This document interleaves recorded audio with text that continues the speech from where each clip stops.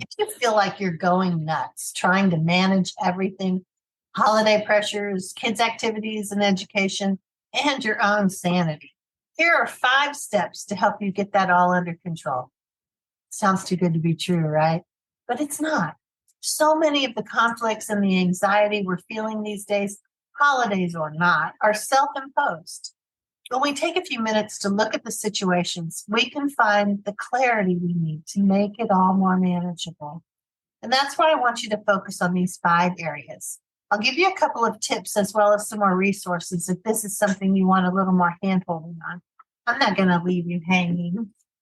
I'm Sue Patterson, and this is the Unschooling Mom to Mom podcast. Each week, I try to pop in here to give you a quick unschooling pep talk. Subscribe to the podcast so you don't miss any episodes, but they're also over at the Unschooling Mom to Mom website as blog posts because I know some of you like to read along or click the resources and see what's available. So let's dive into these 5 strategies that I want you to try for the holidays, or really any time that you start to feel stressed. Number 1, identify the pressure. Where is it coming from? Are you putting more pressure on yourself than you need to? What would a good enough situation look like? You don't have to be an overachiever during the holidays or any time. Don't beat yourself up if you tend to have perfectionistic tendencies. Most of the time when we really think about it, we can see that perfectionism is all wrapped up in fear and comparison.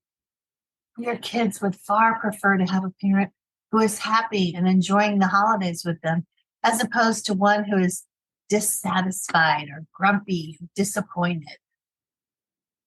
So the tip for this strategy is to take a minute or two to think about whether the pressure is something you really want to do or some other external obligation. This might help you see what gets to stay on the calendar and what does not. So the deeper dive that I have for this is the unschooling guide called Stressed Out, because sometimes we've reached a burnout level of stress, especially as the parent responsible for all the things. Then we add on that layer of pressure when we're the stay-at-home parent in charge of the kids and their education.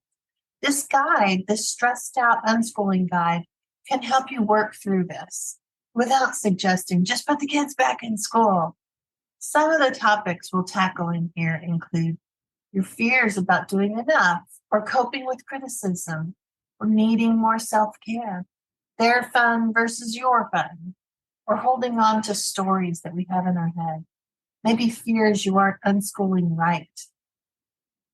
External factors and seasonal changes can come in here too. You're not alone with this, I promise. And this guide will help you if you need a little additional support.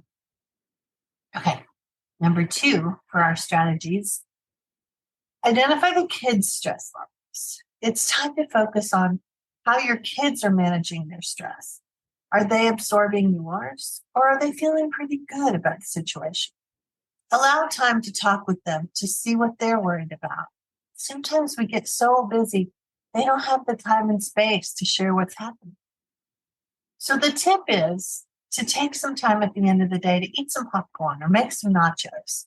Just carving out a few minutes together while neither of you multitask may really help.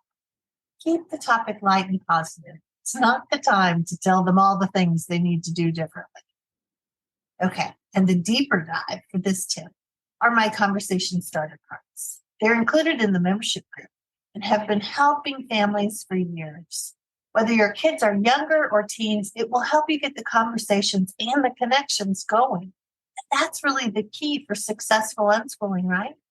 I'll link to them in the show notes if you'd like to grab these for some quick ideas to use tonight. So strategy number 3 is to deal with it when the kids are needy. This is a clue that they really need something different from you. Maybe there's too much hustle and bustle and something needs to come off the calendar. Maybe just for a month to see if things calm down. Or maybe you're pushing them away without realizing it simply because you have so much on your plate. Our kids' behaviors can really show us what's going on with them. The tip is to give your child some undivided attention at the start of your day, maybe to help them with this feeling that their cup is full. This will often buy you some uninterrupted time. And you may have to do this a couple of times throughout the day. Think of it as a preemptive strike. So I have a couple of blog posts to help you with this strategy. One is all about structure, scheduling, and how to make that work with unschooling. And the other is a collection of holiday resources for you, including the link for that workshop I did a couple weeks ago. If the holidays make it difficult to parent the way you want to, you'll want to work your way through these resources. So the fourth strategy is when you've lost your patience. It's unavoidable. We're maxed out. And sometimes it seems like the kids are not aware that you're at the end of your rope. And then something breaks or someone bickers or the dog tracks in mud and we're losing it. Having a strategy for that moment means thinking about it ahead of time. So the tip for this strategy is to take a quick minute or two before you say anything. There will be time when you can return to the room to say what you want. You don't have to have the quickest response. That's often not our best parenting moment. So let that moment pass without sharing those really harsh words that are on the tip of your tongue. Then when you're calmer, you can problem solve more effectively. My deeper dive for this strategy is to focus on self-care. I have a lot of resources in the private membership area, but I've collected some suggestions over at Pinterest too. So hop over to the Pinterest board called Self-Care Ideas for Busy Moms. It helps for dads too. And I'll put the link in the notes for this as well. So the fifth strategy is to deal with the swirling negativity. Sometimes we've started to spiral. You know if this pertains to you, if you've been thinking of all the ways the ideas I've listed before aren't going to work. You see only obstacles. Sometimes we have to go ahead and look at these ideas that are the most upsetting and shine some light on them.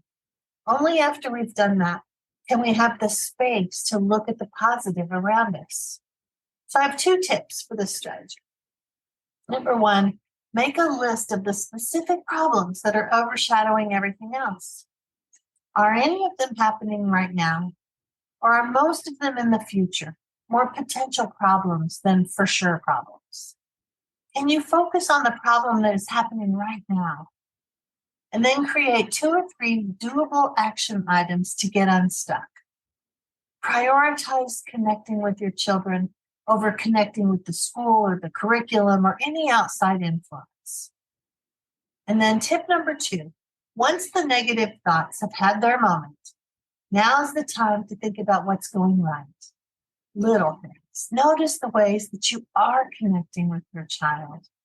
Think of 3 positive things that happened each day before you go to bed. Do this with your child too. It could turn into a new bedtime ritual. Sometimes we need to stop ourselves from getting swept up in the stress of the day. Our kids need us to have a level head, to be good advocates for them, and enjoy our lives with them.